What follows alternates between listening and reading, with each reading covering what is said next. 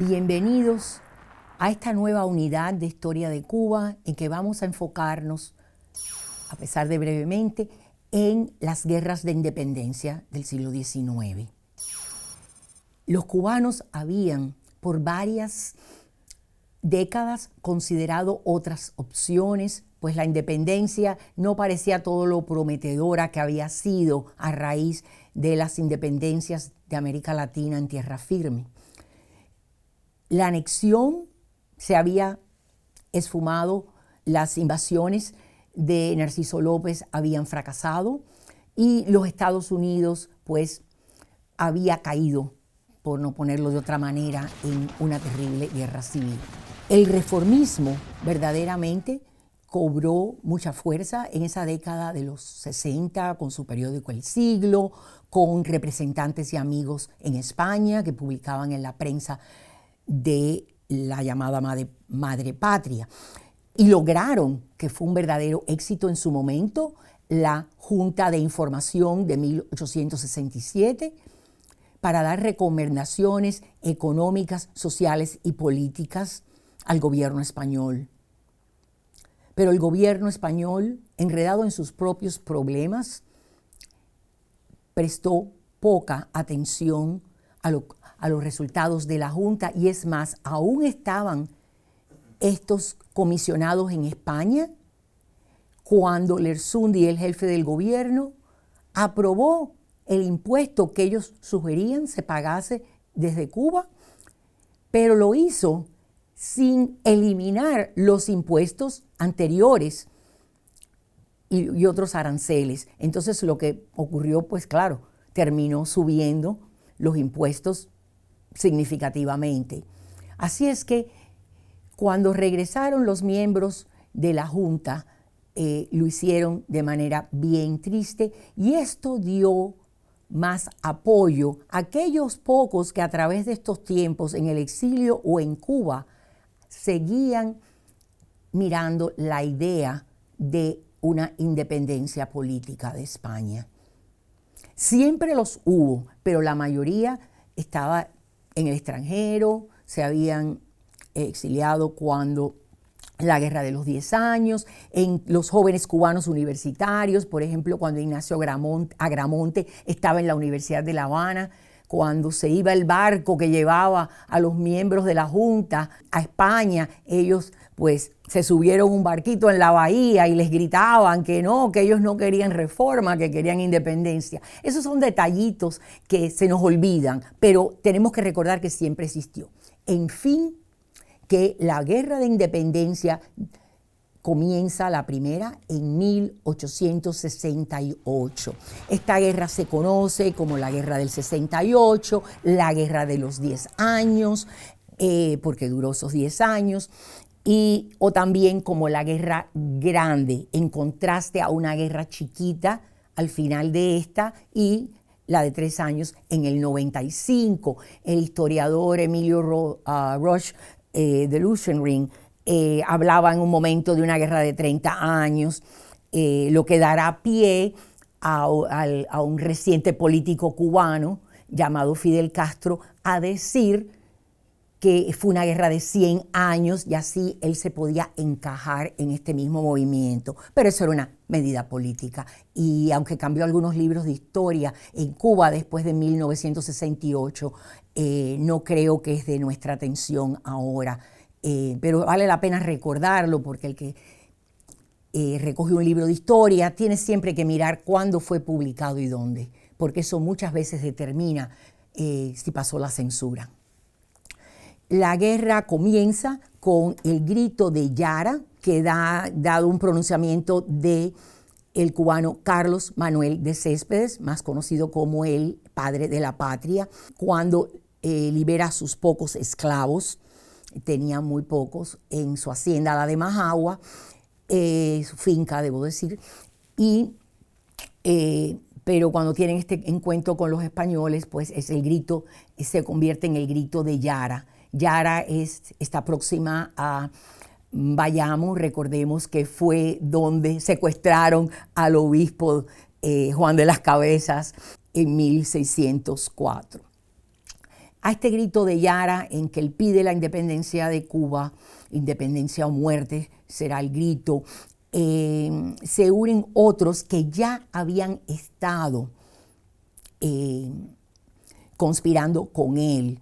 De hecho, el líder de la conspiración había sido Francisco Aguilera, y el plan era pues tener un gran levantamiento, tal vez hacia diciembre. Estaban en contacto con algunos puertorriqueños que pensaban hacer lo mismo, aunque ya esto en este momento, dado cambios en España y una crisis y un pronunciamiento en España, que la reina Isabel II tiene que huir, ellos piensan que este es un momento ideal.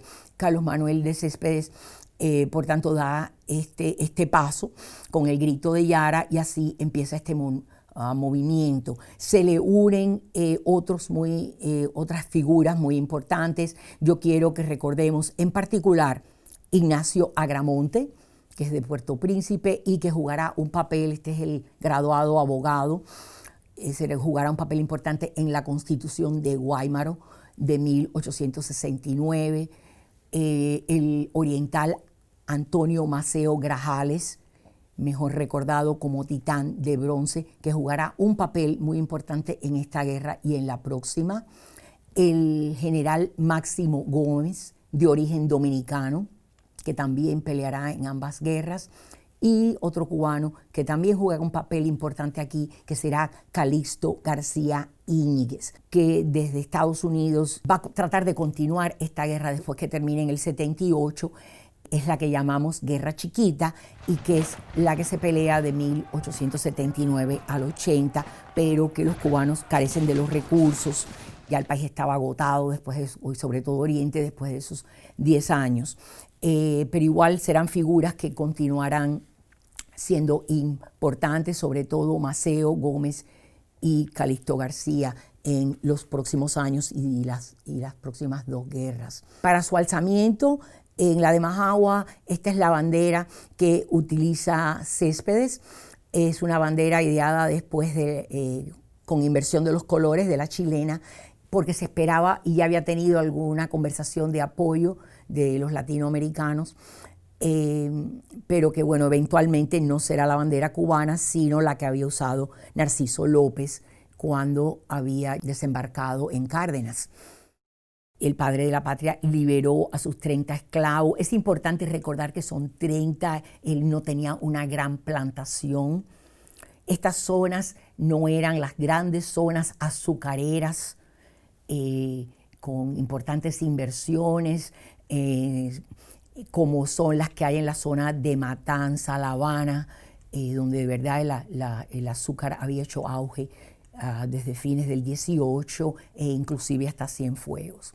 En fin, recordemos brevemente, esta guerra ocurre cuando la Junta, o se adelanta, digamos, o cuaja, cuando la Junta de Información de 1867 fracasa al no dar soluciones reformistas a los asuntos pendientes, tanto en el orden social, que predominantemente es el tema de la esclavitud, económico, que también hace falta la mano de obra, y inversión de la madre patria o de otras naciones.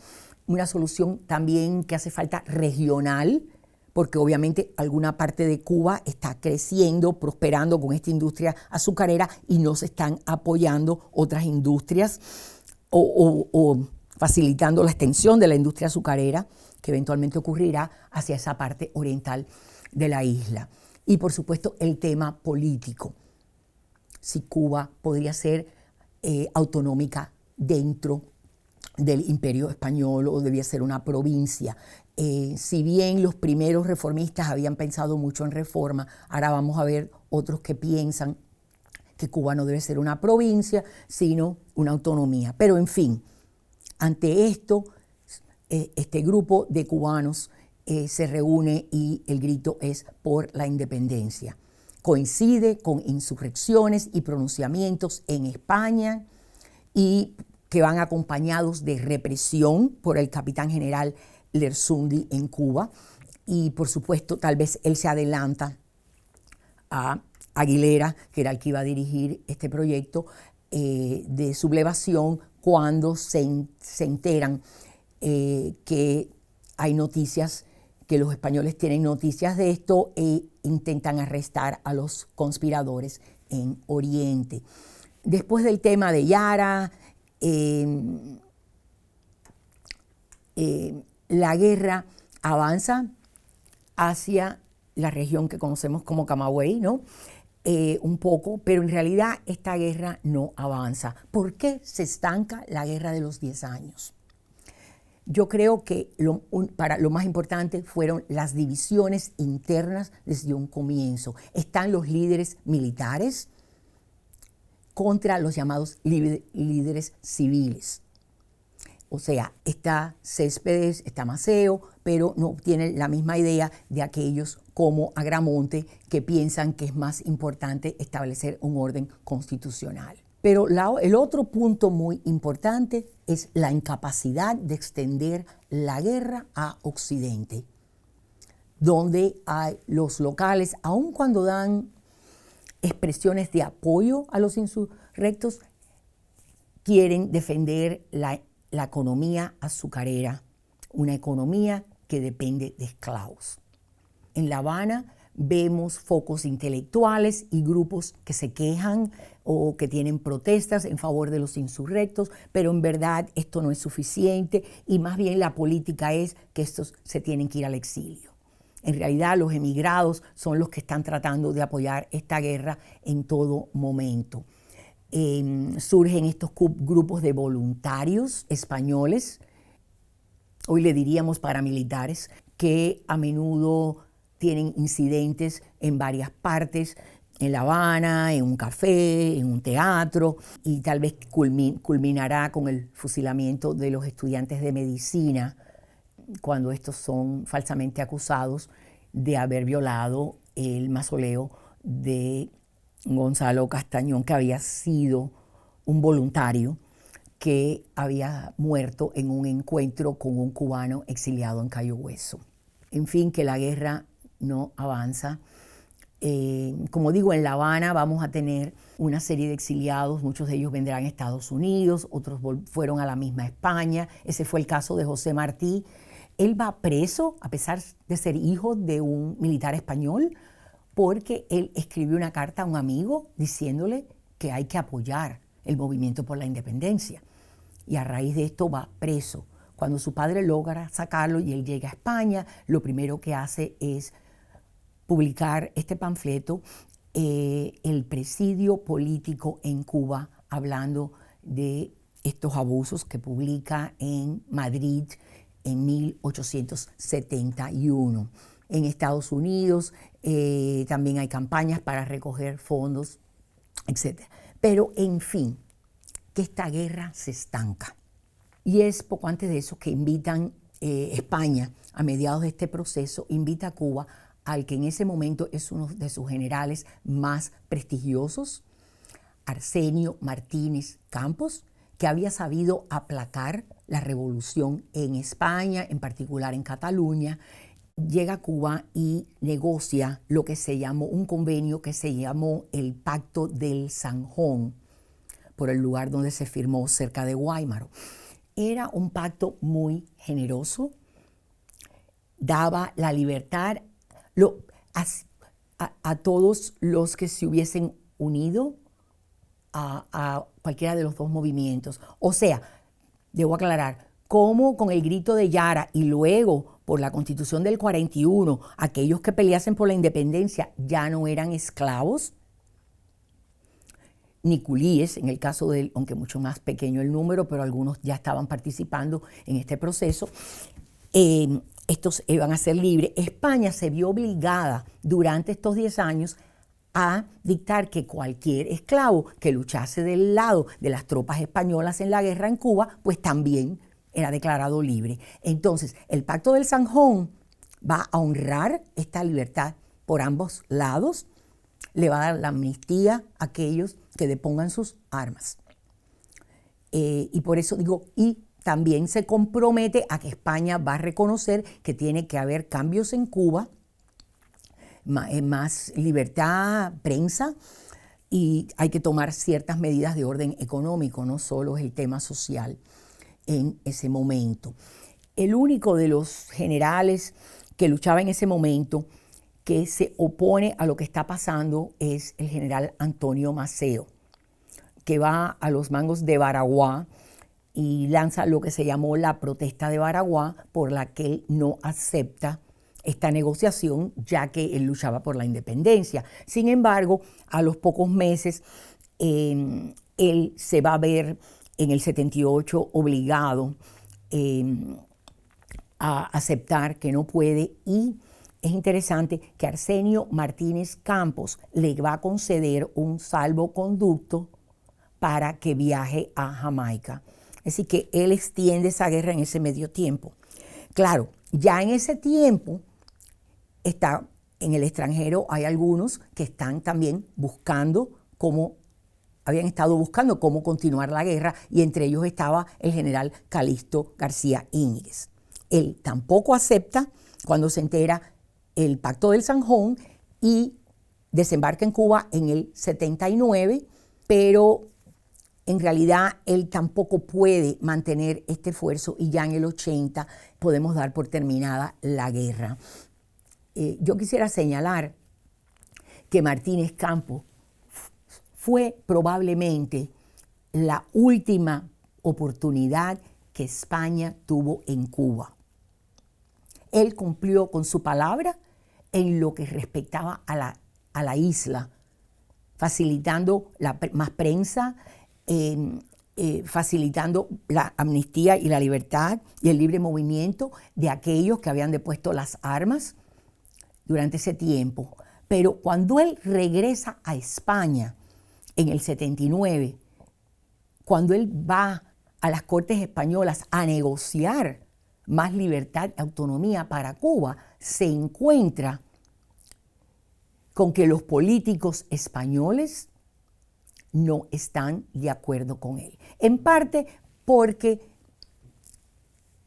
hay siempre en nuestro mundo hispano ese resentimiento a los militares, muchas veces conocidos por sus excesos. Sin embargo, aquí estábamos ante un militar que tenía sentido de lo que era buscar la paz, y que él veía que esa guerra en Cuba no iba a ayudar ni a España, no ayudaba ni a España ni a Cuba. Entonces él se enfrenta a algunos en el Congreso, aquellos como Cánovas, que estaba ya en ascenso en esa época, y otros, y fracasa. Y estas medidas de autonomía pues directamente no son incorporadas en ese momento. Sin embargo, yo quiero señalar que los años que siguieron, de 1878 hasta la próxima guerra del 95, un periodo que los historiadores llamamos de interregno, Cuba vio algunos avances interesantes. Definitivamente hubo mejoras en la economía. Las condiciones económicas mejoraron mucho porque hubo un acercamiento económico entre España y los Estados Unidos. Es aquí cuando se promueve que si en vez de el tabaco enrollado, lo que se importa en Estados Unidos es la hoja de tabaco, pues no paga los mismos aranceles, y se forman esas comunidades tabacaleras en el sur de la Florida, en Cayo Hueso y en Tampa en particular, también había en Ocala, pero bueno, básicamente esas eran las principales. Como nota al pie de la página, Miami no estaba en el mapa todavía. Ya, como había dicho anteriormente, España había tenido que comenzar a enfrentar el tema del fin de la esclavitud. Los únicos países con esclavos en el Nuevo Mundo eran Brasil y Cuba. Pues los Estados Unidos lo había hecho entre la emancipación en el sur y luego una enmienda a la Constitución. Y bueno, el tráfico ilegal había terminado en 1820 y más o menos como hasta el 50 había habido un tráfico ilegal bastante ambicioso. Creo que documentado, creo que ahí los últimos barcos datan a principios de los 60. eran aislados y, por cierto, fueron proyectos de algunos ciudadanos privados, sobre todo en Cienfuegos y otras zonas que estaban progresando en la industria azucarera. Pero, en fin, se planeaba la abolición de la esclavitud. Entonces, ya se había pasado una ley, o se pasaría en estos momentos, que se llamaba la Ley de los Vientres Libres. Siempre una mujer esclava embarazada, si conseguía los fondos, podía comprar su vientre para que su hijo fuera libre.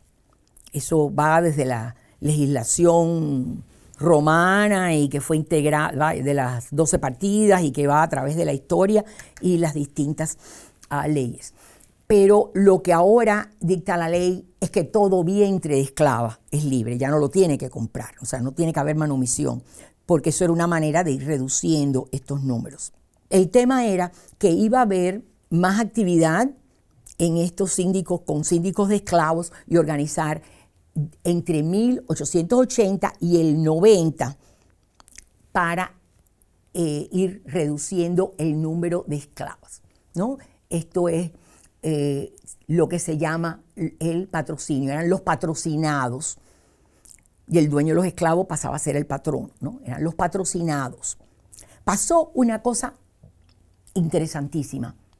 El número de esclavos fue reduciéndose muy, muy rápido. ¿Por qué? Porque a medida que algunos esclavos patrocinados obtenían su libertad, otros a su alrededor buscaban la manera de comprar su libertad antes de tiempo. Porque, con un síndico se había arreglado lo que valía el esclavo y lo que tenía que ir pagando por los 10 años, como iba reduciendo. Pero ¿qué ocurre? Que la fuerza laboral ya no es una fuerza esclava, es una fuerza mixta. Es una fuerza que tiene esclavos patrocinados que están a mitad del camino, tiene culíes, tiene asalariados. Y lo que vemos es que cuando la fuerza laboral es mixta, es muy difícil mantener la esclavitud como institución. Para operar necesita prácticamente estar aislada. Y muchos dueños ya no les convenía tener esos esclavos, entonces les daban la libertad.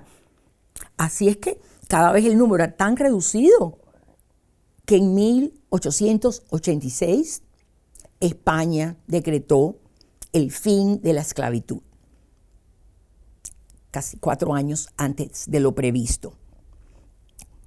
En ese caso, Cuba se adelanta a Brasil solo un año, que sería el último país en que terminó con la esclavitud en el Nuevo Mundo. Pero todas estas cosas crearon y ayudaron a una mejoría económica interesantísima.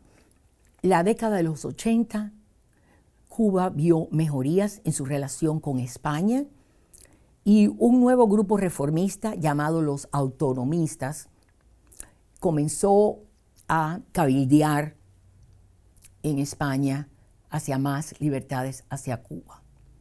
Sin embargo, esta historia aquí es donde empata con aquellos que estaban en el extranjero, como Maceo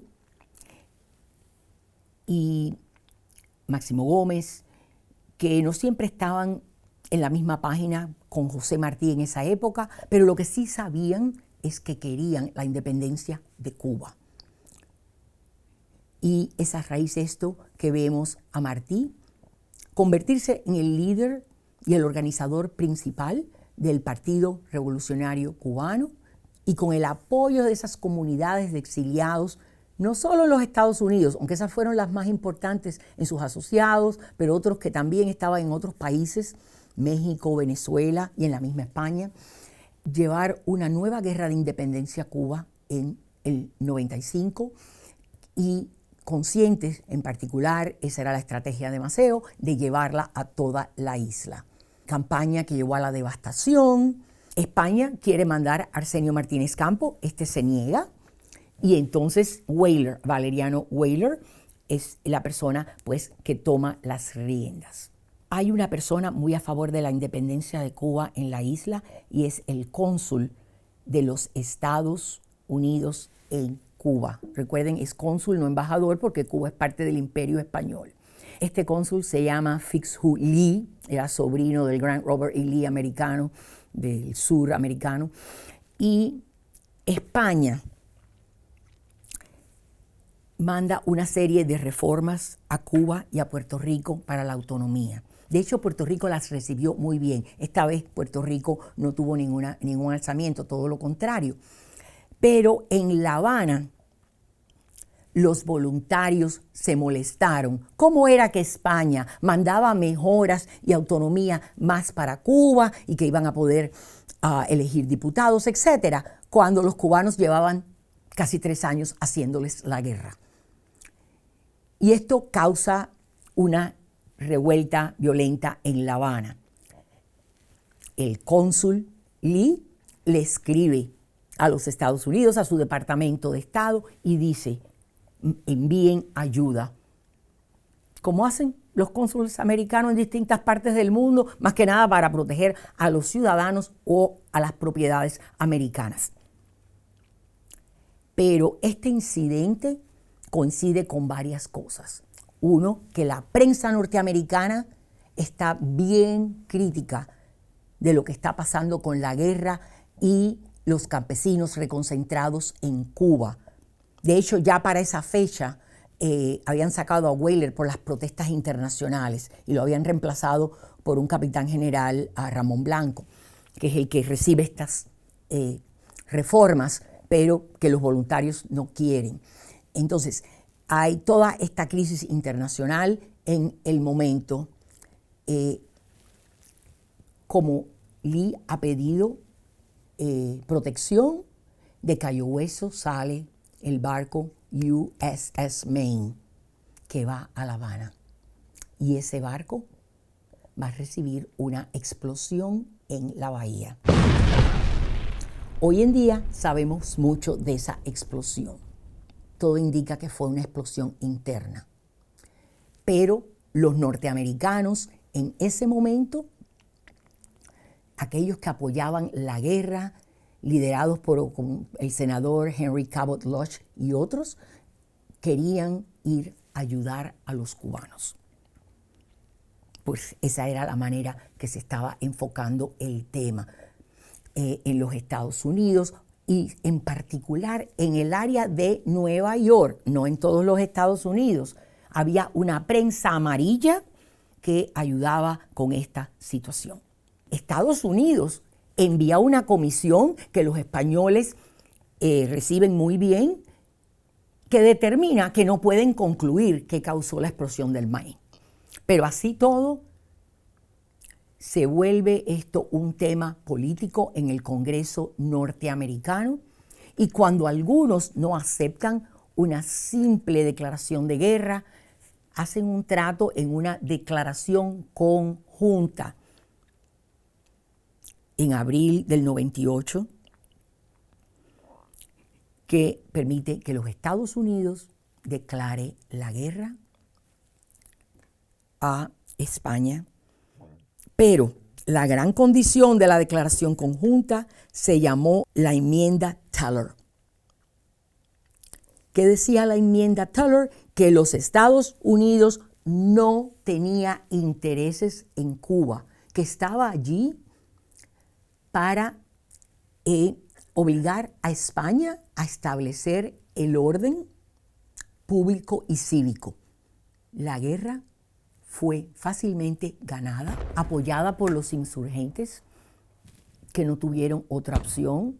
Las órdenes que el comité en el lobby o el cabildeo en Estados Unidos les mandó era que ayudaran, y de hecho ayudaron estratégicamente a los norteamericanos cuando llegaron con sus Rough Riders a Santiago, y después, por supuesto, cuando se gana la batalla de Santiago de los españoles y España pide amnistía, pero con España, no con los cubanos. Que después entonces los americanos se fueron a Puerto Rico, aunque Puerto Rico no había jugado ninguna baraja aquí, y en las Filipinas, donde ya estaban movilizados. Así que la guerra se extendió a otras partes, no fue solo entre cubanos y americanos, o españoles y americanos sobre Cuba. A Cuba podemos debatir si la salva la enmienda Teller, porque los americanos no podían anexar la isla fácilmente. Pero hay negociaciones en los próximos 3 años durante la ocupación norteamericana y eso lleva a la enmienda Platt. Y aquí termino con el periodo colonial de Cuba.